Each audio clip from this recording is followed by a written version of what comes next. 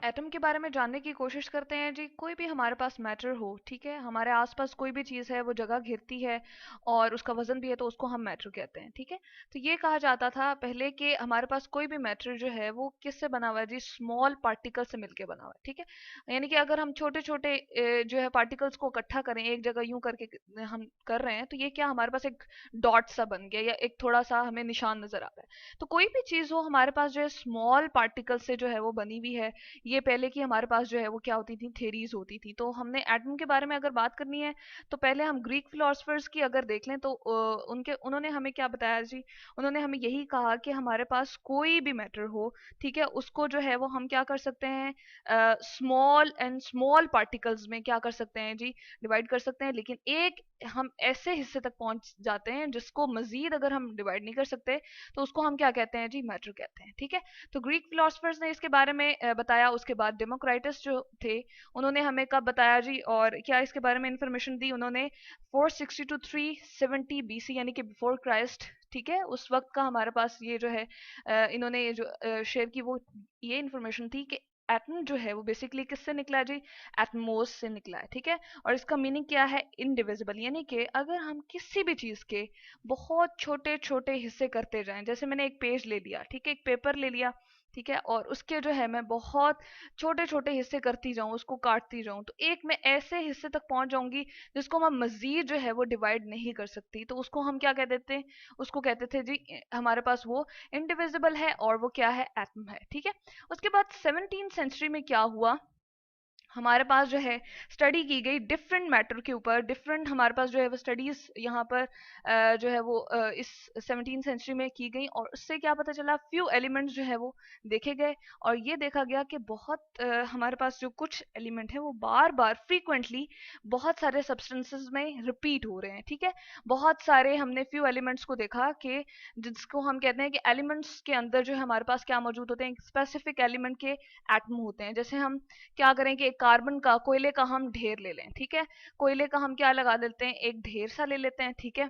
अब उसमें से ये हम कहते हैं कि कार्बन का एलिमेंट है, ठीक है, हम क्या कहते हैं, कार्बन एलिमेंट। कब और क्या होगा कार्बन एलिमेंट, इसका बहुत छोटा मैं हिस्सा ले लूं, उसकी जो प्रॉपर्टीज होंगी वो इस पूरे ढेर से मिलती जुलती होंगी, यानी कि इसका उसका कलर, ठीक है, उसका मेल्टिंग पॉइंट या उसका पिघलने का जो टेम्परेचर है, या उसके जो है वो हम कहते हैं कि डिफरेंट जो उसकी बहुत सारी प्रॉपर्टीज हैं, डेंसिटी वगैरह, कसाफत, इस तरह की जो हम देखते हैं प्रॉपर्टीज, वो इस पूरे ढेर से मिलती जुलती हैं। तो वो क्या होता है जी, हमारे पास कार्बन का एलिमेंट। लेकिन उसके अगर मजीद हम छोटे हिस्से की तरफ चले जाएं जो मजीद डिवाइड नहीं हो सकता, इनडिविजिबल होता है, तो उसको हम कहेंगे carbon element, sorry carbon atom, ठीक है। या फिर मैं लिख देती हूँ यहाँ पर एटम ऑफ कार्बन, ठीक है जी। तो इस तरह से हमने ये भी देखा कि यहाँ पर हमारे पास जो है एलिमेंट को जो उन्होंने स्टडी किया हमारे पास 17th सेंचुरी में, उस तरह से हमने देखा कि डिफरेंट सब्सटेंसेस में फ्यू एलिमेंट्स बार बार रिपीट हो रहे हैं, ठीक है।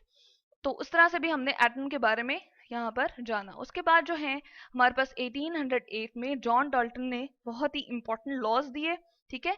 दो लॉज के बारे में बेसिकली उन्होंने यहाँ पर बात की, वो कौन कौन से थे।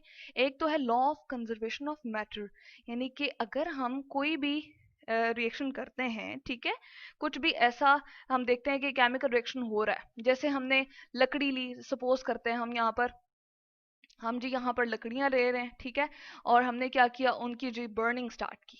अब बर्निंग जैसे ही स्टार्ट हुई तो हम कहते हैं कि हमारे पास जो है कुछ ना कुछ इसके नतीजे में प्रोड्यूस होगा।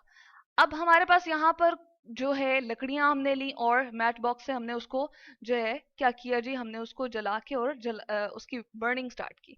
तो कुछ जिस जो शुरू में हमारे पास चीजें मौजूद होती हैं जिससे हम रिएक्शन को स्टार्ट करते हैं, वो हमारे पास रिएक्टेंट्स होते हैं, ठीक है। और उसके बाद जब वो चीज हमारे पास कंप्लीट हो जाता है, वो रिएक्शन कंप्लीट हो जाता है, वो काम हो जाता है, तो उसके नतीजे में जो चीज बनती है ना, उसको हम कहते हैं प्रोडक्ट, ठीक है। प्रोडक्ट्स जब हमारे पास प्रोड्यूस हो जाती हैं रिएक्टेंट से, तो law of conservation of matter जो है वो ये कहता था, जो जॉन डॉल्टन जिसके ऊपर एम्फेसिस कर रहे थे, कि हमारे पास जितने रिएक्टेंट्स होते हैं उतने ही प्रोडक्ट्स बनते हैं। यानी कि कंजर्व रहने का मतलब ये है, जितनी शुरू में हमारे पास चीज थी उतनी ही बाद में हमारे पास चीज जो है वो बच जाती है, ठीक है। इसके बारे में उन्होंने हमें बताया। और दूसरा जो था हमारे पास वो था जी लॉ ऑफ डेफिनेट प्रोपोर्शन, ठीक है। यानी कि हमारे पास डिफरेंट किस्म के कंपाउंड होते हैं, डिफरेंट किस्म के हमारे पास मैटर अवेलेबल होते हैं। यहाँ पर मैं लिख देती हूँ प्रोपोर्शन, ठीक है। यहाँ पर हम देखते हैं जी, इसको हम लिख देते हैं प्रोपोर्शंस, ठीक है। तो हम कहते हैं कि जिस तरह हम H2O को ही ले लें, लेट सपोज, तो हम कहते हैं हम कहीं से भी अगर पानी लेंगे तो हमारे पास क्या होगा, हमेशा पानी जब कहा जाता है, वाटर कहा जाता है, तो उसमें हमेशा यही होता है कि हाइड्रोजन दो होते हैं और एक ऑक्सीजन का एटम एक खास प्रोपोर्शन में हमारे पास एक खास तनासब में एक दूसरे के साथ जो है वो जुड़े होते हैं, कोवलेंटली बॉन्डेड होते हैं। तो हमारे पास वो क्या कहलाता है, वाटर कहलाता है, ठीक है। तो जॉन डॉल्टन ने बहुत ही एक इंपॉर्टेंट बात की तरफ उसने इशारा किया। उसने ये बताया कि हमारे पास जो भी एलिमेंट्स, सॉरी, जो भी एटम होते हैं वो एक खास तनासब के साथ, एक खास प्रोपोर्शन के साथ एक दूसरे के साथ कोवलेंट बॉन्ड बनाते हैं और एक हमारे पास क्या, कोई भी मॉलिक्यूल, कोई भी कंपाउंड जो है वो जनरेट हो जाता है, ठीक है। तो यहां से हमने देखा कि एटम जो है वो क्या है, स्मॉलेस्ट हमारे पास पार्टिकल है, ठीक है। हम यहाँ पर ले आते हैं जो एटॉमिक थ्योरी के बारे में उन्होंने बात की, और इसी इसी जॉन डॉल्टन ने ही हमारे पास इस चीज़ को आगे बढ़ाया और कहा कि एटॉमिक थ्योरी के बारे में उसने हमें जो इन्फॉर्मेशन दी वो ये थी कि मैटर जो है वो डिफरेंट एटम्स, हमारे पास डिफरेंट एटम से मिलकर बना होता है, ठीक है।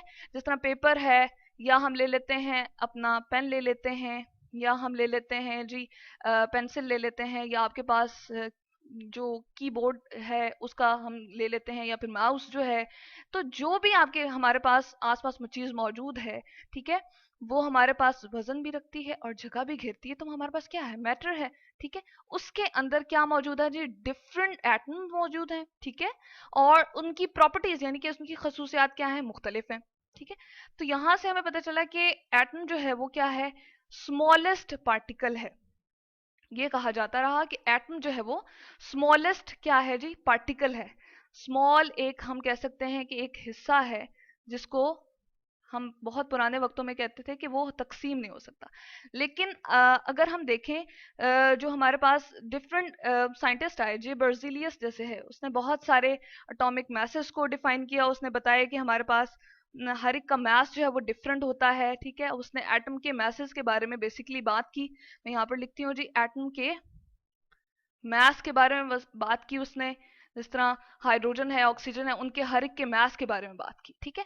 और अब जो कहा जाता है कि एटम को हम मजीद तकसीम कर सकते हैं इलेक्ट्रॉन, प्रोटॉन, न्यूट्रॉन के अंदर, हाइप्रोन, न्यूट्रिनो, यानी कि उनके अंदर जो है हमारे पास मुख्तलिफ किस्म के क्या हैं जी, हमारे पास सब एटॉमिक पार्टिकल्स हम कहते हैं कि हमारे पास मौजूद हैं। जिस तरह मैं यहाँ पर ले आती हूँ कि ये हमने देखा, चले हम इसको इस तरफ ले लेते हैं कि हमारे पास डिफरेंट जो है इलेक्ट्रॉन, प्रोटॉन और न्यूट्रॉन भी अवेलेबल हैं।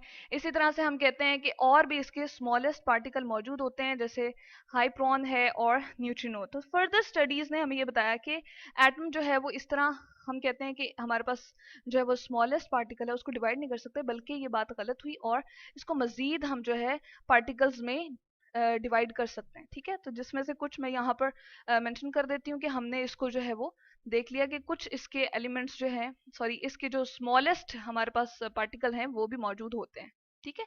तो इस तरह से हमने देखा कि एटम जो है हमारे पास ये तसव्वुर जाता रहा, किया जाता रहा कि स्मॉलेस्ट पार्टिकल उसको डिवाइड नहीं कर सकते। लेकिन अब जो हमारे पास फर्दर स्टडीज आ रही हैं उसके मुताबिक हम इसको इलेक्ट्रॉन, प्रोटॉन, न्यूट्रॉन, हाइप्रोन, न्यूट्रिनो, इस तरह के मुख्तलिफ पार्टिकल्स में डिवाइड कर सकते हैं, उसके अंदर ये मौजूद होते हैं, ठीक है। तो ये है जी हमारे पास एटम।